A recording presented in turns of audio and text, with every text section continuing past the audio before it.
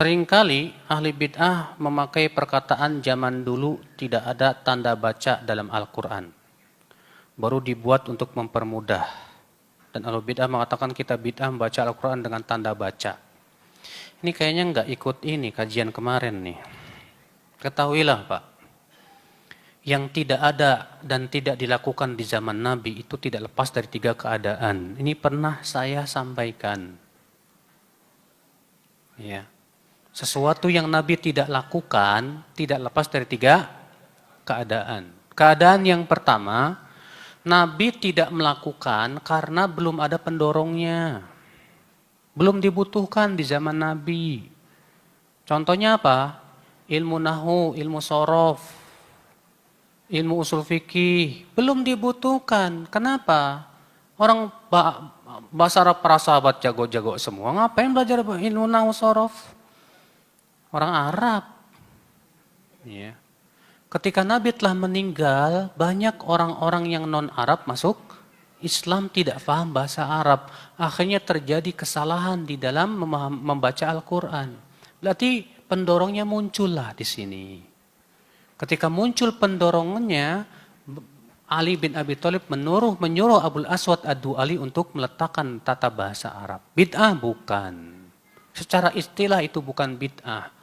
Tapi secara bahasa betul itu bid'ah. Kenapa? Kan gak ada di zaman Nabi. Walaupun gak ada di zaman Nabi, tapi Nabi tidak lakukan karena belum ada pendorongnya, belum dibutuhkan di zaman Nabi. Pahami yang pertama nih. Yang kedua, Nabi tidak lakukan karena masih ada penghalangnya. Karena masih ada apa? Dahulu Nabi sholat tarawih berjamaah setiap malam enggak? Enggak. Nabi hanya sholat tarawih berjamaah 3 malam saja. Kenapa? Ketika Nabi ditanya, Nabi mengatakan, aku takut diwajibkan atas umatku. Oh, rupanya ada penghalangnya. Di zaman Umar, penghalang ini sudah tidak ada. Karena tidak mungkin lagi diwajibkan dan maslahatnya juga besar. Maka Umar pun bikinlah 1 imam tarawih setiap malam. Seluruh sahabat sepakat dan tidak ada pengingkaran. Sehingga menjadi ijma. Boleh. Kenapa di zaman Nabi Al-Quran belum dikumpulkan? Masih ada penghalangnya. Wahyu terus menerus turun, belum sempat Nabi mengumpulkannya. Di zaman Abu Bakar para penghafal Quran banyak yang meninggal di medan perang. Dan ini bahaya, Al-Quran akan habis. Maka kemudian Umar mengusulkan kepada Abu Bakar untuk mengumpulkan Al-Quran. Boleh, gak apa-apa. Untuk maslahat menjaga Al-Quran. Ini disebut oleh sebagian ulama dengan istilah bid'ah hasanah. Sebagian ulama menyebutnya dengan istilah maslahat mursalah. Sebetulnya maknanya sama, tujuannya sama, Pak. Nah, adapun yang ketiga nih, perhatikan yang ketiga. Nabi tidak lakukan. Nabi apa? Tidak melakukan. Sementara pendorongnya sudah ada di zaman Nabi, dibutuhkan di zaman Nabi. Penghalangnya pun tidak ada. Nabi mampu melakukannya. Tapi Nabi tidak lakukan. Itu artinya memang pensyariatan. Artinya itu tidak boleh dilakukan. Contoh. Seorang sahabat berkata, Nabi sholat Idul Fitri dan Idul Adha tanpa adzan dan tanpa qomat. Sementara adzan dan qomat di zaman Nabi dibutuhkan tidak? Dibutuhkan. Ada pendorongnya? Ya, untuk mengumpulkan orang. Ada penghalangnya? Tidak ada penghalangnya di zaman Nabi. Tapi Nabi tetap tidak lakukan. Berarti disyariatkan tidak? Tidak disyariatkan. Maka kalau di zaman sekarang ada orang bikin adzan dan qomat untuk sholat Idul Fitri dan Idul Adha, saya katakan bid'ah. Iya. Paham tidak, Pak? Sekarang, Nabi mampu enggak dan para sahabatnya merayakan kelahirannya? Sangat mampu. Dibutuhkan? Kata orang, ya di zaman sekarang kebutuhannya apa? Untuk mengenang Nabi. Emang para sahabat enggak butuh mengenang Nabi? Ketika Rasulullah telah wafat, Memang para sahabat tidak butuh mengenang Rasulullah? Tapi penghalangnya ada? Tidak ada, mampu tidak? Pendorongnya sudah ada di zaman sahabat? Cinta Rasulullah. Siapa yang lebih cinta kepada Rasulullah daripada Anda? Daripada kita? Kita atau dengan para sahabat? Tapi kenapa para sahabat tidak melakukan? Sementara pendorongnya sudah ada. Penghalangnya pun tidak. Mereka mampu melakukannya. Tapi mereka tetap tidak melakukan. Itu menunjukkan tidak disyariatkan. Tidak pula para tabi'in.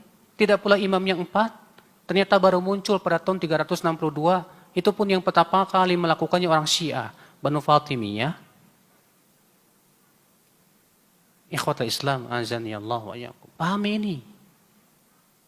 Jadi, ya, kalau ada orang berkata, itu kamu baca Quran dengan harokat bid'ah. Kita katakan maaf, akhi.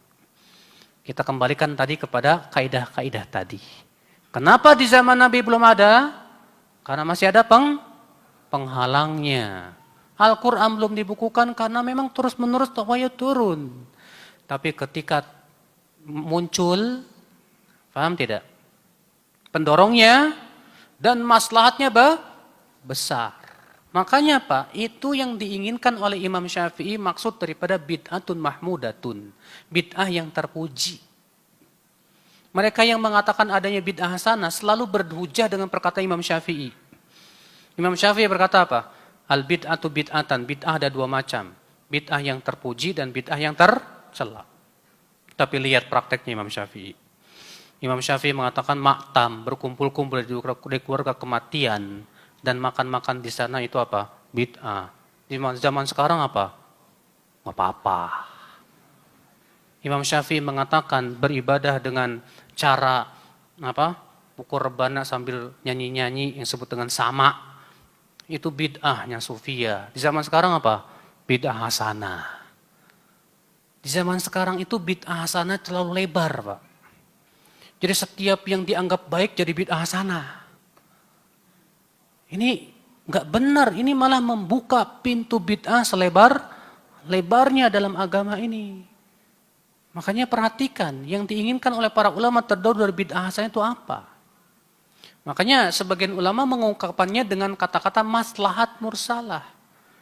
Kenapa itu? Memang tidak ada di zaman Nabi, tapi ini maslahatnya sangat besar untuk membela din. Bayangkan kalau tidak ada ilmu nahu dan sorofa, gimana cara baca Quran yang benar? Susah. Bayangkan kalau Al-Quran tidak dikumpulkan jadi satu mushafa, mudaratnya besar nggak Pak? Besar. Sekarang kalau tanpa kita merayakan maulid Nabi, bisa nggak ittiba Rasul? Sangat bisa. Bahkan kita bergembira dengan kelahiran Rasul setiap hari. Mempelajari sabda-sabda Rasulullah, gembira kita, alhamdulillah bisa. Kenapa? Ya, tidak memberikan dampak yang sangat signifikan kok. Tapi kalau seperti ilmu nahu, ilmu hadis, ilmu nggak ada, itu dampaknya berat itu Pak. Ya, kalau tidak ada ilmu hadis, setiap orang akan seenaknya Rasulullah bersabda. Ya, nggak ada ilmu hadis, nggak bisa diperiksa. Akhirnya orang-orang zindik bisa masuk di situ. Tapi dengan ada ilmu hadis, bisa diperiksa sanadnya. Ini dhaif, ini pendusta, ini sahih. Alhamdulillah. Manfaatnya besar tidak Pak? Itulah maslahat. Ya. Ikhwata Islam, azani Allah wa iyyakum.